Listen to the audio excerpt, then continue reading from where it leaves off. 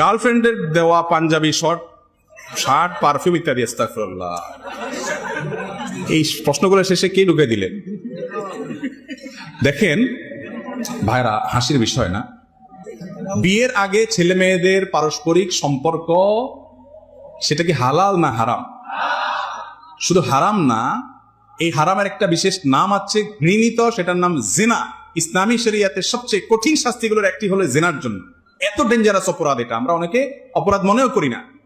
তো এরকম সম্পর্ক যদি আপনি করেন, সেই সম্পর্কের রসদ হিসাবে যত কিছু করবেন, আপনি হারাম সেখানে ইনভেস্ট করলেন, হারাম করার জন্য, হারাম কাজের জন্য যত টাকা ব্যয় করবেন, গ্রহণ করবেন, দিবেন, নিবেন, সময় দিবেন, এই সবগুলো হারামের মধ্যে পড়বে।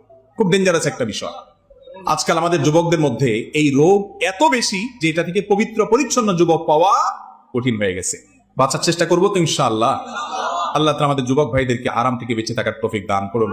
যুবকরা সিরিয়াসনেস আনতে হবে এক্ষেত্রে, যে আমার চরিত্রের মধ্যে কোন প্রকার কালিমা আমি লিপন করতে দেব না।